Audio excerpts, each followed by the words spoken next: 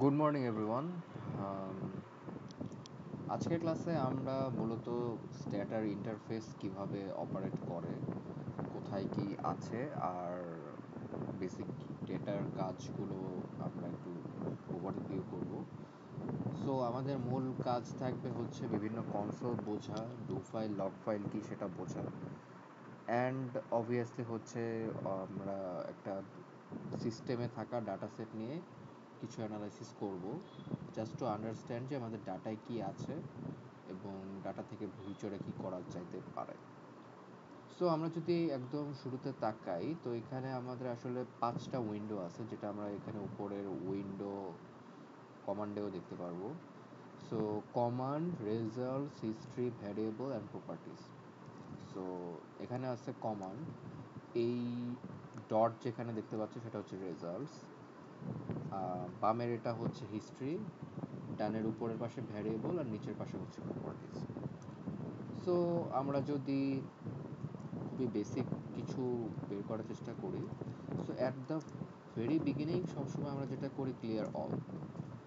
So what is the purpose of clear all? Clear অলের purpose হচ্ছে যে আমরা মেমোরিতে যদি কোনো রকমের ইনফরমেশন থাকে সেটা যাতে আমাদের মুছে যায়, বিকজ আমরা যখন নতুন ডাটা নিয়ে কাজ করব তখন যাতে আগের কোনো ইনফরমেশন আমাদের না থাকে।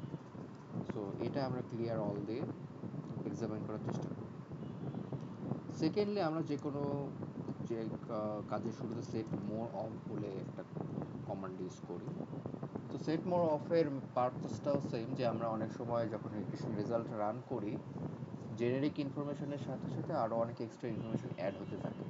সো এই মোর কমান্ডটা যদি আমরা অফ না করি তো তখন আমাদের অনেক রিডান্ডেন্ট ইনফরমেশন লোড হয়, যেটা আমাদের হয়তো বোঝার জন্য তখন দরকার নেই। সো সেরকম কোনো কিছু যদি আমাদের মেমোরিতে সেভ হয়ে থাকে সেটা আমরা সেট মোর অফ দিয়ে মানে অফ করে দিতে পারি for the time being. Nextly আমরা যেটা করতে পারি, আমরা একটা ডু ফাইল ক্রিয়েটেড করার পার্সপেক্টিভে সেখান থেকে গিয়ে আমরা দেখতে পারি যে আমাদেরকে কিভাবে আগানো যায়। সো ডু ফাইলের বেসিক আইডিয়াটা আমাদের একটু ক্লিয়ার হওয়া দরকার। সো ডু ফাইলে আমরা হচ্ছে বিভিন্ন ধরনের কোডিংস থাকে। এখানে আমরা দেখতে পারতেছি যে আমরা যে দুইটা কমান্ড এক্সিকিউট করলাম, ক্লিয়ার অল আর সেট মোর অফ, এই দুইটা কমান্ড আমাদের প্রিলিমিনারি স্টেপস হিসেবে আছে। তো এরপরে আমরা হচ্ছে ডাটা সেট লোড করে সেখান থেকে আমরা বিভিন্ন অ্যানালাইসিস করতে পারি। তো এই ডু ফাইলটাকে বোঝার জন্য আমরা পরে কাজ করব, বাট আপাতত আমরা স্টেপ বাই স্টেপে আগে কমান্ডগুলো দিয়ে দেখি যে হচ্ছেটা কি। সো এই যে আমরা সিস্টেমে ইউজ অটো ক্লিয়ার দিলাম কমা দিয়ে, এর মাধ্যমে আমাদের সিস্টেমে থাকা অটো ডাটা সেট লোড হলো। তো সিস্টেমে এরকম আরও অনেক ডাটা আছে এবং সেগুলোকে আমরা অ্যাক্সেস করতে পারবো আমাদের এক্সাম্পল ডাটা সেট থেকে। সো এখানে আমরা দেখতে পাচ্ছি example data sets install with status. এখানে আমরা দেখতে পাচ্ছি যে আমাদের অটো ডাটা সেট একদম শুরুতে আছে, অটো ডট ডিটিএ। এটার পাশাপাশি আরও কমপক্ষে 15 থেকে 20টার মতো ডিটিএ ফাইল আছে। তো আমরা আসলে যদি আমাদের প্রয়োজন হয় তখন এই ডিটিএ ফাইলগুলো দেখব যে এইগুলো আসলে আমাদের বিভিন্ন সময়ে ফাংশনস বুঝতে টুকটাক হেল্প করবে। সিস্টেমে থাকা ডাটা সেট ইউজ করার মেন সুবিধা হলো যে এখানে আসলে ডাটা সেটটা খুবই গুছানো থাকে, আমাদের এক্সট্রা ক্লিন করার তেমন কোনো দরকার হয় না। আমরা যদি কোনো কমান্ড বুঝতে চাই যে কীভাবে রান করে, আমরা রেডিমেড ডিটিএ ফাইলটা নিয়ে সেখান থেকে আমরা কাজ করে বুঝতে পারি। এখন এখানে আমরা দেখতে পারি আমরা যে ডাটা সেটটা আমাদের যেহেতু লোড হয়েছে, আমরা দেখতে পাচ্ছি যে আশেপাশে অনেকগুলো ভ্যারিয়েবল নেম আছে এবং তাদের লেবেল দেওয়া। সো লেবেল দিয়ে আমরা একটা ভ্যারিয়েবল সম্বন্ধে হালকা ডিটেলস জানতে পারি। সো আমরা দেখতে পাচ্ছি ওয়েটে এখানে পাউন্ডে ক্যালকুলেট করা, মাইলেজ মাইলস পার গ্যালনে ক্যালকুলেট করা, টার্ন সার্কেল ফিটে ক্যালকুলেট করা। সো আমরা যদি সব কিছু একবার দেখতে চাই, আমি যদি ব্রাউজ কমান্ডটা দিই, ব্রাউজ কমান্ড দিলে আমার ডাটা সেটটা ওপেন হয়। সো ডাটা সেটে যদি অনেক ভ্যারিয়েবল, আমি একটু টান দিয়ে সরাই নিয়ে গেলাম যাতে আমি সবগুলো দেখতে পারি। তো এখানে আমরা দেখতে পারতেছি 1 2 3 4 5 6 7 8 9 10 11 12টা ভ্যারিয়েবল আছে। সো আমরা যেটা দেখতে পাচ্ছি নিচে যে ভ্যারিয়েবলস 12 দেওয়া, এবং ভ্যারিয়েবলসগুলোর মধ্যে আমরা যদি একটা প্যাটার্ন দেখি, আমরা যে বিভিন্ন প্যাটার্ন জানি, যেমন হলো আমাদের ভ্যারিয়েবলস ইন্টিজার হতে পারে, ফ্লোট হতে পারে, স্ট্রিং হতে পারে। সবকিছু আসলে এখান থেকে বোঝা সম্ভব। আমাদের যেই ভ্যারিয়েবলসগুলো কালো কালারে দেওয়া তার সবগুলি হচ্ছে ইন্টিজার, যে 4099, 22, 3, 3050 বা 40 যেটা থাকে ইন্টিজার। ইভেন এই ফরেন, এটা আসলে ফরেনটা হচ্ছে ইন্টিজার ফর্মে আছে, যেটা আপনি দেখতে পাচ্ছেন যে উপরে জিরো বলে একটা জিনিস আছে। তো ফরেন ভ্যারিয়েবলটা বোঝাচ্ছে যে অটো ডেটা সেটটাতে আসলে একটা বাইনারি ভ্যারিয়েবল আছে, এবং আমাদের এই অটো ডেটা সেটটা আসলে মেইনলি হচ্ছে কারের প্রপার্টিজ নিয়ে ডিল করা। সো আমরা বিভিন্ন যে বামে দেখতে পারতেছি মেঘ, এখানে আসলে আমরা নাম পড়লে বুঝতে পারছি ফোর্ড, তারপরে শেভেট, ম্যালিবু বা মন্টে কার্লো, এএমসি, সব কিছু আসলে বিভিন্ন ধরনের কারের মডেল, বা মার্সিডিজ ববক্যাট। সো এই কারের মডেলটা মেক অ্যান্ড মডেল কি আমাদের ডোমেস্টিকে পার্টস ক্রিয়েট করা হয়েছে নাকি ফরেন থেকে আমাদের ইম্পোর্ট করতে হয়েছে, সেটা আসলে এই ফরেন ভ্যারিয়েবলটা ক্যাপচার করতেছে। সো ডোমেস্টিকে আমরা বলতেছি জিরো, ডোমেস্টিককে জিরো দিয়ে কোড করা হচ্ছে, অ্যান্ড ফরেনকে আমরা ওয়ান দিয়ে কোড করছি। আর একদমই যদি কোনো ভ্যারিয়েবলের ভ্যালুসগুলো আমরা লাল রঙে দেখি এবং সেখানে যদি নাম থাকে, তার মানে অবভিয়াসলি সেটা স্ট্রিং ভ্যারিয়েবল, যেটা আমরা টাইপ থেকে ইজিলি বুঝতে পারতেছি। গিয়ার রেশিওতে আমরা টাইপ কাটছি ফ্লোট, মানে কি এটা হচ্ছে আমাদের নিউমেরিক ফন্টে ছিল, বা ধরেন বিভিন্ন আমাদের ক্রাইটেরিয়া থাকে, যেমন বাইট, ফ্লোট, ইন্টিজার, সেরকম একটা ডেটা টাইপ যেটা নিউমেরিক ডেটা টাইপ। কিন্তু এটা হচ্ছে আমাদের যে মেক, এটা হচ্ছে string data type, and also হচ্ছে আমাদের ফরেন এখানে হচ্ছে বাইট ডেটা টাইপ। সো বাইটেও হচ্ছে আপনার নিউমেরিক ডেটার মধ্যেই পড়তেছে। সো আমরা বলতে পারি 12টা ভ্যারিয়েবলসের মধ্যে 11টা ভ্যারিয়েবলস হচ্ছে নিউমেরিক প্রপার্টি স্যাটিসফাই করে, আর একটা হচ্ছে জাস্ট নন নিউমেরিক বা স্ট্রিং প্রপার্টি স্যাটিসফাই করে। এটা আমাদের বেসিক আন্ডারস্ট্যান্ডিং। এরপর আমরা যেটা করতে পারি, বিআর আমরা ইউজ করতে পারি। সো স্ট্যাটার যেটা সুবিধা আছে, আমাদের যত যে বড় কমান্ড আছে, সো ব্রাউজ ছিল, বিআর দিলেও আমাদের ডেটাটা লোড হইতো, বিআর ও দিলেও আমাদের ডেটাটা লোড হইতো, বিআর ও ডাব্লিউ দিলেও ডাটাটা লোড হইতো,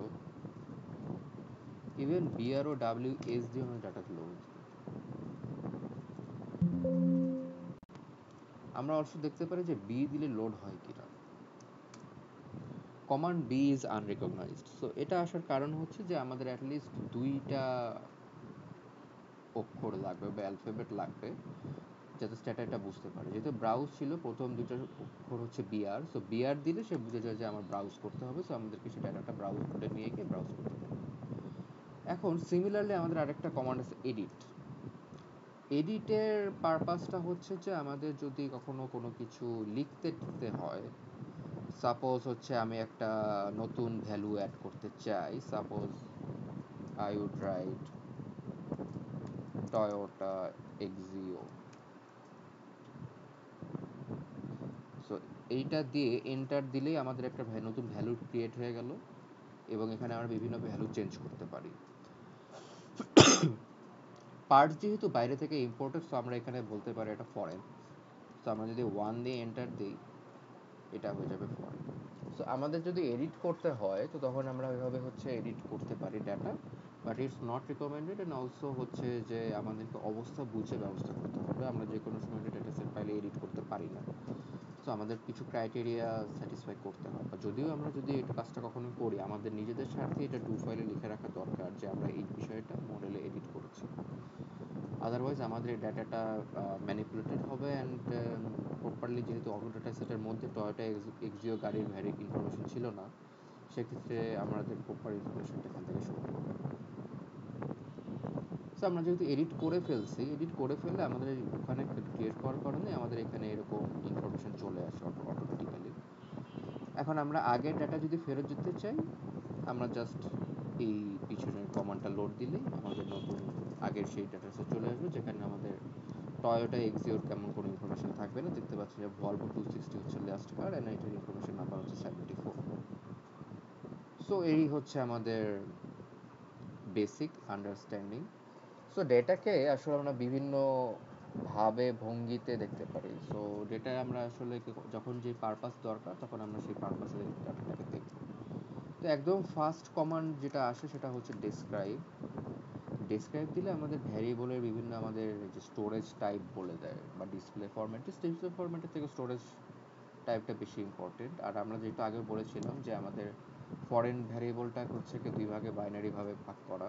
সো ভ্যালু লেভেল একটা অ্যাসাইন করা আছে, এটা আমরা যখন ভ্যালু কিভাবে অ্যাসাইন করতে হয় বা লেবেলিং করতে হয় তখন আমরা একটু ডিটেলস এটা নিয়ে আলোচনা করব। সো ওভারঅল দিতে পারছি 74টা অবজারভেশন, ভ্যারিয়েবলস 12টা। আমরা কোড বুক বলে একটা কমান্ড ইউজ করতে পারি। কোড বুক কমান্ড ইউজ করলে যেটা হয়, ডিসক্রাইবে আমাদেরকে সব কিছু খুবই নিট অ্যান্ড ক্লিন ভাবে একটা জায়গায় দেখাচ্ছিল, একটা টেবিলের মতো অলমোস্ট। এখানে প্রত্যেকটা ভ্যারিয়েবল ধরে ধরে ইউনিক ভ্যালু কয়টা আছে, মিসিং আছে কিনা, মিন কত, স্ট্যান্ডার্ড ডিভিয়েশন কত, পার্সেন্টাইলে কত, এই এক্সট্রা ইনফরমেশনগুলো আমরা এখান থেকে পাই। সো আমরা যদি একটা একটা ভ্যারিয়েবল ধরে ধরে দেখতে চাই সেটাও দেখতে পারি। যে সাপোজ আমি এভাবে বলতে চাই যে কোড বুক ফরেন, সো তখন আমরা শুধু ফরেনের ইনফরমেশনটা আসবে। আবার আমি যদি দুইটা ভ্যারিয়েবলের ইনফরমেশন দিতে চাই, ট্রাঙ্ক ফরেন দিলে দুইটা ভ্যারিয়েবলের আসবে। আর যদি কিছুই না চাই, সব ভ্যারিয়েবলের চাই, তাহলে আমাদের কোড বুক দিলেই সেটা চলে আসবে। সো আমাদের এখন যেটা জানতে হবে যে আমরা আসলে হেল্প ফাইলটা কীভাবে ইউজ করবো, হেল্পের পারপাসটা কী। সো হেল্প কোড বুক, আমরা যদি একটা কমান্ডের ডিটেলস জানতে চাই বা কীভাবে ইউজ করে এটা বুঝতে চাই, আমাদের আসলে হেল্প ফাইলটা দেখা খুবই ইম্পর্টেন্ট। তো ফর দ্য টাইম বিং আমরা সিনট্যাক্স নিয়ে ডিটেলস আলোচনা পরবর্তীতে করব। বাট আমি যেটা বলতে পারি যে কোড বুকে আমাদের বেসিক আইডিয়া, যে কোড বুকে দিয়ে আমরা কি করলাম, একটা হলো শুধু কোড বুক দিতে পারি, তাও কমান্ডটা রান হবে। সেকেন্ড ব্র্যাকেটের মানে হচ্ছে এটা হলো কোড বুকের সাথে আমাদের কমান্ডের ফাংশন, যেটা আমরা ইউজ করতেও পারি নাও পারি। এটা যদি সেকেন্ড ব্র্যাকেট না থাকতো তাহলে আমাদের বাধ্যতামূলকভাবে এটা রান করতে হতো। আর যেহেতু থার্ড ব্র্যাকেট দেওয়া আছে, আমাদের আসলে এটা ইউজ করার সবসময় দরকার হবে না। যেমন আমরা দেখলাম যে শুধু কোড বুক লিখলেও কিন্তু রান করতেছে। আবার ভার লিস্ট বলতে আমরা ট্রাঙ্ক আর ভ্যারে ফরেন দিয়েও কিন্তু ট্রাই করে দেখছি যে কোড বুক ট্রাঙ্ক ফরেন, তখনও কিন্তু আসে। সো এইভাবে আমরা আসলে বিভিন্ন জায়গায় কমান্ডের সিনট্যাক্স অনুসারে বিভিন্ন ক্রাইটেরিয়া সেট করে ভ্যারিয়েবলসগুলোকে দেখতে পারি। দেন এগেইন আমাদের আরও কিছু হাতে অপশান আছে যেগুলো কমার পরে দিতে হবে। সো আমাদেরকে যদি এই অপশনগুলো ইউজ করতে হয়, প্রথম কাজ হচ্ছে আমাদেরকে একটা কমা দেওয়া। কমা দেওয়া ছাড়া জিনিসগুলো কাজ করবে না। সাপোজ আমি যদি প্রথম অপশনটা নিই কোড অল, এবং আমি যদি টাইপ করি কোড বুক অল, সে এটাকে মনে করতেছে ভ্যারিয়েবল। কারণ আমাদের সিনট্যাক্সে কি ছিল, সিনট্যাক্সে ছিল যে কোড বুকের পরে সেকেন্ড ব্র্যাকেটে ভার লিস্ট যাবে যদি কমা দেওয়া না হয়। সো সে যখন ভার লিস্ট হিসেবে সে মনে করতেছে অল একটা ভ্যারিয়েবল, বাট আমাদের অল নামে কোনো ভ্যারিয়েবল নাই। সো সে এটাকে অপশন হিসেবে রেকগনাইজ করতে পারতেছে না। সো অপশন হিসেবে রেকগনাইজ করার জন্য আমাদেরকে সব সময় একটা কমা দিতে হবে। সো আমরা যদি কমা দিয়ে তারপরে অল দিই, দেখি আমরা সব কয়টা ভ্যারিয়েবলের ইনফরমেশন পেয়ে যাব। সো অলটা আসলে আমরা না ইউজ করলেও পুরো ইনফরমেশন পেতে পারি। বাট আমাদের যদি ডিটেইলস ইনফরমেশন দরকার হয়, যেমন একটা খুবই ইম্পর্টেন্ট বিষয় হচ্ছে যে মিসিং ভ্যালু আছে কিনা, বিষয়গুলো এখানে দেখতে চাই, তো আমরা যে জাস্ট এখানে ক্লিক করতে পারি কোড বুক কমা এমভি।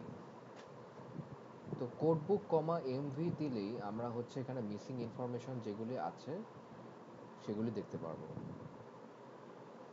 এবং আমরা যদি আরও হেল্প ফাইলে যাই, এইখানে আমাদের যদি কোনো স্পেসিফিক জায়গায় প্রবলেম থাকে, ফর এক্সাম্পল এইখানে আমরা দেখতে পারতেছি যে স্ট্রিং ভ্যারিয়েবলের দু একটা প্রবলেম আছে, এটা হয়তো খুবই মাইনর ইস্যু, ডেটায় তেমন কোনো একটা ইম্প্যাক্ট ফেলবে না। সো আমরা যদি একটু প্যাটার্নটা রেকগনাইজ করার চেষ্টা করি, তো কোড বুককে কমা দিয়ে এমভি দিলেও আমাদের হচ্ছে ওই মিসিং ভ্যালুর বিষয়টাই দেখাচ্ছে। তো এক্ষেত্রে মিসিং ভ্যালুর জন্য একটা ইন্টারেস্টিং প্যাকেজ আছে যেটাকে আসলে বলা যায় এমডেস্ক। সো দিস প্যাকেজের সুবিধা যেটা, সেটা হচ্ছে যে আপনার সব কয়টা ভ্যারিয়েবল অনুসারে আমাকে বলে দিবে যে মিসিং ভ্যালু কয়টা আছে। সো সিম্পলি আমাকে সে বলে দিচ্ছে যে আমার এখানে ভ্যারিয়েবলে শুধুমাত্র রেফ 78 এ অলমোস্ট 7% মিসিং ভ্যালু আছে, আদারওয়াইজ তেমন মিসিং ভ্যালু এখানে আমার নাই। So this package is helpful for this purpose. আর লিস্ট বা ইন্সপেক্টটা দিয়ে যদি আমরা একটু দেখি, এই কমান্ডগুলোকে আমরা আসলে ডেসক্রাইব ডেটার ভিতরে পাবো। সো ইন্সপেক্ট ভ্যারিয়েবলসের মধ্যে আমরা যদি যাই, তো আমাদের এখানে লিভ এমটি ফর অল। তো আমরা যেহেতু সব ভ্যারিয়েবলই দেখতে চাই, তাহলে আমরা হচ্ছে লিভ এমটি করে রাখলাম। তো আমাকে এখানে সে একটু ডিফারেন্টলি ভেঙে দিল, নেগেটিভ, জিরো, পজিটিভ, মিসিং, বা এখানে ইউনিক ভ্যালু কতগুলো আছে সেগুলোকে সে আমাকে ভেঙে দিল। ভেঙে দেওয়াতে সুবিধা হলো অনেক সময় আমাদেরকে আলাদা করে দেখার প্রয়োজন হয়। সো বাকিগুলোর থেকে ইন্সপেক্টের এখানে একটা কম্পিটিটিভ এজ থাকে, যে আমার এখানে খুবই ইজিলি ডিস্ট্রিবিউশনটা বোঝা যায় বা ভেঙে বুঝতে পারি। সিমিলারলি আমরা যদি অবজারভেশনগুলো দেখতে চাই, লিস্টে এখানে আমরা দেখতে পারতেছি যে প্রত্যেকটা অবজারভেশন আমরা যেমন ব্রাউজের সময় যেভাবে দেখেছিলাম, লিস্টের মাধ্যমে আমরা সেভাবে দেখতে পাচ্ছি। এবং লিস্টকে আমি যদি একটু কম্প্রেস করে আমরা যদি টেবিলের মতো করে করতে চাই, তাহলে জিনিসটা এরকম দেখাচ্ছে। সো আমরা যদি হিস্ট্রি উইন্ডোটা একটু বড় করা, এই জন্য টেবিলটা বোঝা গেল না। সেকেন্ডবার আবার যদি রান দিই, এখন ঠিক মতো আসবে।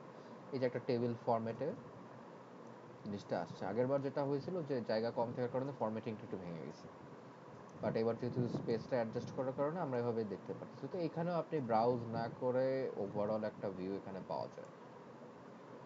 এবং এটা যদি আমি যদি এই রেজাল্ট ইন্টারফেস থেকে আমি দেখতে চাই ব্রাউজ না করে, সেক্ষেত্রে, কারণ আমরা কাজের সময় আসলে ব্রাউজ ইউজ করি ডিস্টিংক্ট প্যাটার্ন বের করতে। কারণ আমাদের যদি লিস্টে এখানে অবজারভেশন সাপোজ থাকে 5000 সামথিং, তো এভাবে লিস্ট করে আসলে প্যাটার্ন আইডেন্টিফাই করা খুবই ডিফিকাল্ট হয়ে যাবে। লাস্টলি হচ্ছে আমরা সামারাইজ করি বিভিন্ন জায়গায়। তো সামারাইজের মাধ্যমে আমরা আরো দুটা বিষয় বুঝাবো। তো একটা হচ্ছে যে আমি সামারাইজ করতে দিলাম, সো আমার ভ্যারিয়েবলের observation count, mean, standard deviation, minimum value, maximum value দেখায় দিল। তো সবসময় যে আমাদের এই সব ইনফরমেশনের বাইরেও আরও ইনফরমেশন লাগে, সেগুলো আসলে এখানে ক্যাপচার করা নেই, যেমন স্কিউনেস, কার্টোসিস বা মিডিয়ান। তো সেটার জন্য আমরা করতে পারি সামারাইজ ডিটেইল অপশনটা ইউজ করতে পারি, যেটা আমরা ইউজ করার পরে আমরা যে 50% ভ্যালু পাবো, এই 50% ভ্যালুটাই হচ্ছে এখানে মিডিয়ান। সো আমার ডিসপ্লেসমেন্টে যদি ইঞ্চেসটা দেখি, 50% মানে 196, সেটা হচ্ছে এখানে মিডিয়ান। আর মিন হচ্ছে 197.297। সো আমরা স্পেসিফিক কিছু ভ্যালুজ এর মাধ্যমে বের করতে পারি। আর এখানে আমরা আসলে সব সময় যে এত বড় বড় করে কমান্ড লিখি কাজের সময়, তা নয়। আমাদের যদি সময়ের ক্রাইসিস সবসময় থাকে, সো আমরা চাইলে সামারাইজকে এসইউ ডবল এমও লিখতে পারি। এখন কতটুকু লিখলে কাজ করবে এটা দেখার জন্য আমাদের একটু সামারাইজের হেল্প ফাইলটা দেখা উচিত। তো দেখতে পাচ্ছি যে সামারাইজের প্রথম দুই অক্ষরের পরে এস টান দেওয়া আছে, তার মানে প্রথম দুই অক্ষর লিখলেই স্টেটা বোঝা যাবে যে আমরা সামারাইজ করতে চাচ্ছি। এবং ডিটেইলের সাথে যদি দেখি, যদি ডি লিখি কমা দিয়ে, তাহলেই স্টেটা বোঝা যাবে যে আমরা ডিটেইলে ইনফরমেশনগুলো চাচ্ছি। সো আমরা যদি এখন এটা করি এসইউ কমা ডি, আমরা সেম ইনফরমেশনটা পাবো। আবার এসইউ কমা ডিটেইল পুরোটাই লিখলাম, সেম ইনফরমেশনটা পাবো। তো এটা হচ্ছে আমাদের হেল্প ফাইল থেকে আন্ডারস্ট্যান্ডিংটা ডেভেলপ করা, যে কতটুকু আমরা কি রাখতে চাই। এবং এখানে আরো কিছু ফরম্যাটিং এর বিষয় আছে। সো সাপোজ আমরা যদি এটা চেক আউট করি যেটা কি হয়, সো এখানে আই গেস একটু ফরম্যাটিং এর চেঞ্জ করছে, বা এসইউ এম মিন অনলি।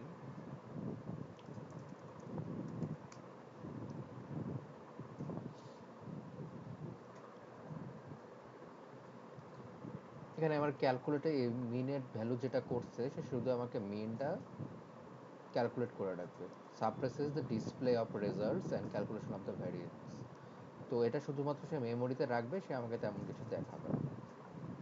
সো এইভাবে আমরা বিষয়গুলো দেখি। আর এখানে হেল্প ফাইলে আমরা যেটা বিষয়গুলো আছে, আমাদের শুধু যে ইনফরমেশন কি ক্যাপচার করে একটা কমান্ড, যখন আমরা সামারাইজ দিই স্ট্যাটার মেমোরিতে, কিন্তু এভাবে স্কেলার হিসেবে ক্যাপচার হয়ে থাকে। সো সে এই নাম্বারগুলো মনে রাখে। আর এন মানে নাম্বার অফ অবজারভেশন, আর মিন মানে মিন। তো এইভাবে স্ট্যাটা ইনফরমেশনগুলো নেক্সট কমান্ডটা দেওয়ার আগ পর্যন্ত সেভ করে রাখে মেমোরিতে, যেটাকে আমরা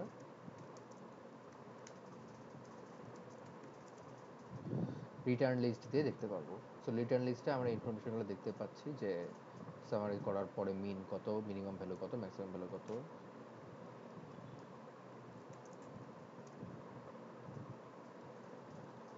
তো রিটার্ন লিস্টে আমাদের এইসব ক্ষেত্রে বেশি ইম্পর্টেন্ট, আরও কিছু রিটার্ন লিস্টের অ্যাডভান্সড বিষয় আছে সেগুলো আমরা হয়তো নেক্সটে ডিসকাস করব। ওভারঅল আমরা যদি স্টেটার কাজ করতে চাই, তো this is the main do file আমরা যেটা নিয়ে আবার কাজ করছি। সো এখানে খুবই বেসিক কিছু কমান্ড দেখালাম, যেটা আমরা যখন যে কোনো ডাটা সেটে দেখে আমাদের যখন টার্গেট থাকে আমরা জাস্ট এটা একটু ব্রাউজ বা এডিট করে দেখে দিই। আর এখানে ডু ফাইলে আমাদের একটা ট্রিক আছে, সেটা হচ্ছে যে আমাদের যেহেতু যখন আমরা ডু ফাইলটা এক্সিকিউট করব, ব্রাউজ বা এডিট মোডে থাকলে তখন হচ্ছে ডু ফাইলটা প্রপারলি রান করে না। সো ডু ফাইলে আমরা হচ্ছে এই যে স্ল্যাশ স্টার ইউজ করি just two comment out certain proportion. তো স্ল্যাশ স্টার ইউজ করলে এই যে যেমন এখন আমরা ইউজ করলাম, নেক্সটের পুরো বিষয়টা কমেন্ট আউট হয়ে গেল। সো কমেন্ট হিসেবে যদি আমরা কোনো একটা পার্টিকুলার জায়গাকে রাখতে চাই বা কোনো জিনিসটা যদি আমরা চাই যে আমাদের এখানে রান না করুক, তাহলে আমরা সেই পোর্শনটুকু স্ল্যাশ স্টার দিয়ে শুরু করি আর স্টার স্ল্যাশ দিয়ে শেষ করি। আর ডু ফাইল লেখার বিভিন্ন টেকনিক আছে, বাট একটু দেখায় দেওয়া ভালো। আমরা লগ ফাইল নিয়ে পরবর্তীতে ডিসকাস করব। সো ডু ফাইলের জন্য আমাদের এখানে নিউ ডু ফাইল এডিটর আসতেছে, এখানে আমরা একটা ক্লিক করব। ক্লিক করে আমাদেরকে নিচে যেতে হবে, এখানে ডু ফাইল এডিটর আনটাইটেল নামে খোলা হলো। এইখানে আমরা যেটা ইচ্ছা সেটা লিখতে পারি, যেমন আমরা স্টার দিতে পারি, আমরা কমান্ড লিখতে পারি। সো আমরা যখন আমাভাবে কমান্ড ভাবে লিখেছিলাম, তো তখন আমাদের যেমন ফার্স্ট কমান্ড ছিল সিসিউস অটো ক্লিয়ার। সো এভাবে আমরা যখন স্টার্ট করি, এরকম আমরা লেখার পর আমাদের কমান্ডগুলো লিখবো, লিখে আমরা আমাদের প্রয়োজনীয় ডিরেক্টরিতে সেভ করবো। আমাদের এখানে ডিরেক্টরিটা হলো this PC new volume this data, বা আমরা যদি আরো সহজ করে বলি, আমার এখানে ক্লিক করলে যেইটা পাবো সেটাই আমার কারেন্ট ডিরেক্টরি। কারেন্ট ডিরেক্টরিটাও আমাদেরকে অনেক সময় সেট করে নিতে হতে পারে। কারেন্ট ডিরেক্টরিটা আমরা পাবো সিডি লিখলেই। সো এইখানে আমার কারেন্ট ডিরেক্টরি হচ্ছে সি ইউজার সামথিং পিসি ডকুমেন্টস। তো এটা যদি আমি আমার এই সেভ ফাইলের লোকেশনে নিতে চাই, বা সাপোজ আমি আমার লোকেশনটা চেঞ্জ করতে চাই, তো আমি জাস্ট এখানে আমার সেভ অ্যাজ সাপোজ এই জায়গা, আমি এখান থেকে কন্ট্রোল সি দিয়ে কপি করলাম, CD quotation marks control V, এখন আমার এই জায়গায় হলো আমার স্ট্যাটা লোকেশন সেট হয়ে গেল। আর আমি যদি এখানে চাই, এখন আমার ডু ফাইলটা এখানে আমি এই আনটাইটেলটাও সেভ করতে পারি। এটা আসলে করতে করতে নিজেরাই বুঝে যাবে, এটা খুব কঠিন কিছু না, জাস্ট একটু লোকেশনের বিষয় যে কোথায় কিভাবে কি সেট হচ্ছে। যেমন এখন অলরেডি দেখাচ্ছে ডি স্ট্যাটা, অনেক সময় নাও দেখাতে পারে, সেক্ষেত্রে হয়তো আপনাকে একটু পিসি থেকে ব্রাউজ করে যেতে হবে। সো এটা জাস্ট ফাইল সেভ করার বিষয়টা আর কি। সো এখানে ফাইল নেম লিখে সেভে দিলে এটা এন্টার হয়ে যাবে, সেটা এক্সিকিউট করতে পারবেন।